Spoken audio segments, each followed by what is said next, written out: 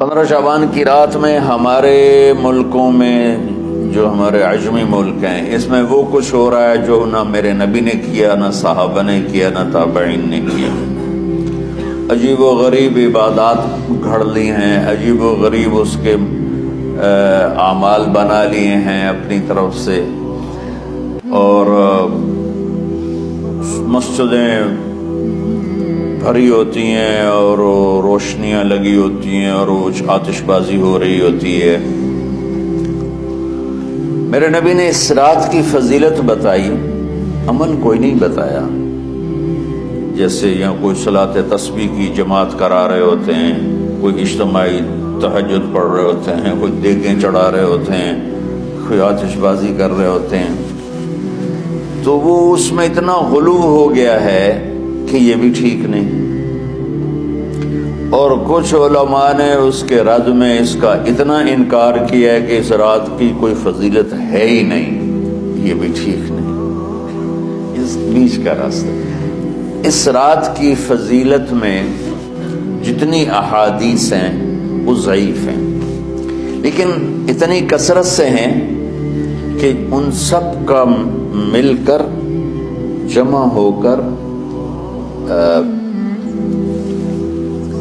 کم از کم وہ حسن لغیر ہی تک تو پہنچ جاتی ہیں۔ اور ابن عثیمین رحمۃ اللہ علیہ نے بھی یہ لکھا ہے کہ زیادہ سے زیادہ ان احادیث کے مجموعے سے، چونکہ اگرچہ ضعیف ہیں لیکن کافی زیادہ ہیں، تو وہ حسن لغیر ہی تک پہنچ جاتی ہے۔ تو حسن لغیر ہی سے کوئی عمل ثابت نہیں ہوتا، عمل ثابت ہوتا ہے صحیح حدیث کے سے۔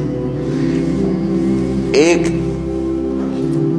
احادیث کی کثرت سے روایات اور ایک امت کا عمل، کہ امت کا بہت بڑا طبقہ صدیوں سے اس رات کا اہتمام کر رہا ہے، لیکن کچھ عرصہ پہلے تک اہتمام تھا دن میں روزہ رکھنا، رات کو کوئی نوافل پڑھ لینا، کوئی 2 4 زیادہ پڑھ لینا، لیکن اب یہ ڈھول تماشے جو اب شروع ہوا ہے اس کا تو کوئی وجود ہی کوئی نہیں ہے۔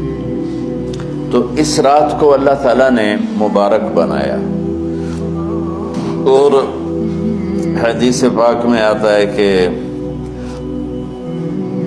اللہ تعالیٰ اس رات میں ساری دنیا کے لوگوں کی بخشش فرماتا ہے سوائے 5 آدمیوں کی۔ 5 کے سوا سب اہل ایمان کی بخشش ہو جاتی ہے۔ مشرک، المشرک،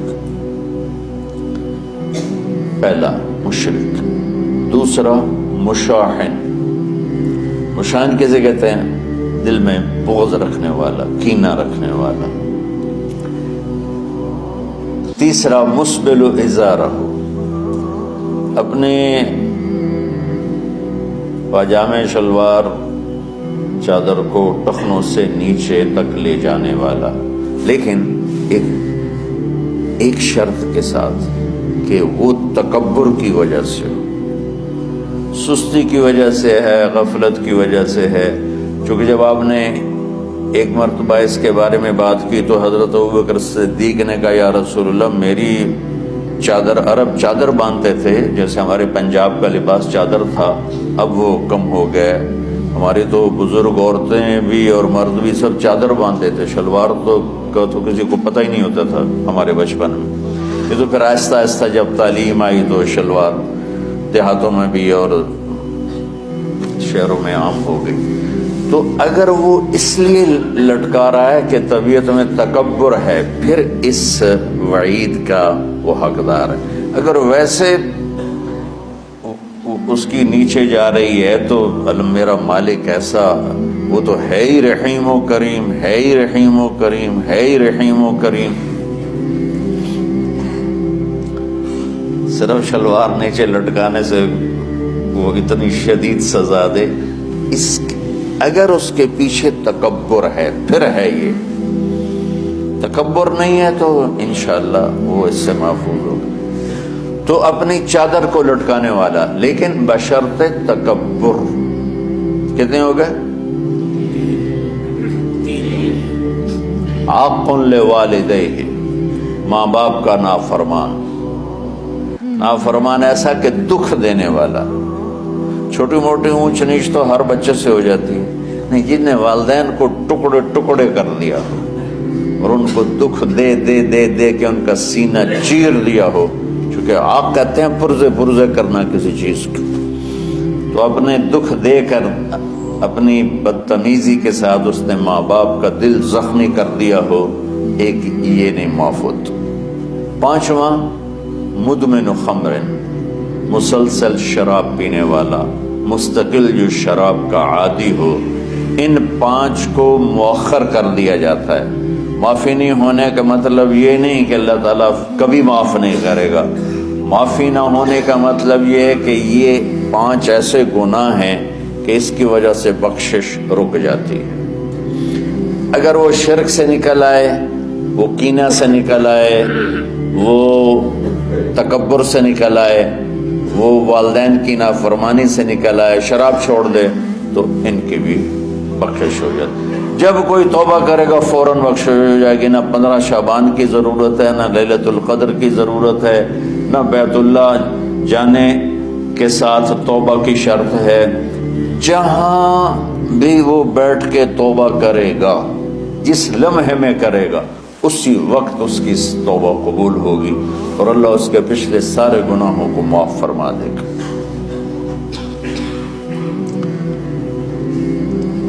دن کا روزہ, رات کا قیام, زیادہ سے زیادہ قیام سے مراد نوافل ہیں. کوئی گھر میں پڑھ لے, کوئی مسجد میں پڑھ لے. نوافل نفلی عبادات گھر میں ہی افضل ہوتی ہیں. میرے نبی سنتیں ہمیشہ گھر سے پڑھ کے آتے تھے. تہجد اپنے گھر میں پڑھتے تھے, مسجد میں نہیں پڑھتے تھے. سوائے اعتکاف کے آپ اپنے نوافل سنتیں سب گھر میں پڑھتے تھے, اور مسجد میں صرف فرض آ کے ادا فرماتے تھے. اور اس کے بعد بیٹھنا ہوتا تھا تو بیٹھ جاتے تھے, اٹھنا ہوتا تھا تو اٹھ جاتے تھے. تو اعتدال اللہ کو ہر چیز میں پسند ہے. دنیا جو مختصر ہے اس میں کیسے پسند نہیں ہوگا. آخرت جیسے معاملے میں بھی اللہ ہم سے کہہ رہا ہے اعتدال, امتن وسطا. ایسے عیسائیوں کی طرح ترک دنیا بھی نہ کرو, یہودیوں کی طرح دنیا کے پیچھے نہ پڑ جاؤ. رزق حلال بھی کماؤ, اپنے بچوں کو بھی دیکھو, اپنے فرائض کو بھی دیکھو جو دنیاوی ہیں, اور اللہ سے بھی اپنا معاملہ ٹھیک کرو اور درست کرو. بعد کے زمانے میں صحابہ کے بعد سے ہی ایک انتہا پسندی امت میں آئی. ساری رات جاگنا. فلاں بزرگ تھے وہ رسے سے اپنے بالوں کو باندھ لیتے تھے کہ نماز پڑھتے پڑھتے جب نیند آئے اور جھٹکا لگے تو رسے سے بندھے ہوئے بالوں سے اس جھٹکے سے تکلیف ہو اور ان کی آنکھ کھل جائے اور پھر نفلوں میں شروع ہو. ایک فلاں بزرگ تھے, وہ اپنے آنکھوں میں نمک کا سرما لگاتے تھے تاکہ آنکھیں جل جائیں, اس میں وہ جلن پیدا ہو جائے اور نیند اڑ جائے. یہ ایسے واقعات بھرے پڑے ہیں. فلاں بزرگ تھے, انہوں نے 30 سال عشاء کے وضو سے فجر کی نماز ادا کی. یہ اپنی جگہ پہ بزرگی ہے, لیکن یہ بھائیو یہ دین ہم پیش نہیں کر سکتے. فلاں بزرگ تھے, وہ 30 سال سے ستو کھا رہے تھے کہ روٹی کھانے اور ستو کھانے میں 70 دفعہ سبحان اللہ کا فرق پڑ جاتا ہے. تو روٹی کھائیں تو 70 دفعہ سبحان اللہ کم کہہ سکتے ہیں, اور ستو کھائیں تو 70 دفعہ سبحان اللہ زیادہ کہہ سکتے ہیں. تو لہٰذا انہوں نے کہا مجھے تو 30 سال ہو گئے, میں تو ستو کھا رہا ہوں, میں تو روٹی نہیں کھا رہا. یہ دین نہیں ہے. یعنی یہ وہ دین نہیں جو ہم انسانیت کو پیش کر سکیں. یہ تو لوگوں کو دوڑانے والی بات. یہ راہبانیت کی شکل ہے. یہ وہ دین نہیں جو ہم لوگوں کو پیش کریں گے تو وہ کہیں گے واہ واہ واہ واہ کیا دین ہے بھائی, قبول کرو. یہ ایک قسم کا غلو آیا. میں ایک حدیث سناتا ہوں, بخاری شریف میں بھی ہے, مجھے اب ہر شے بھول گئی. لیکن وہ ہے نہی الغلو، اس طرح کر کے آپ لوگ زیادہ جانتے ہوں گے جو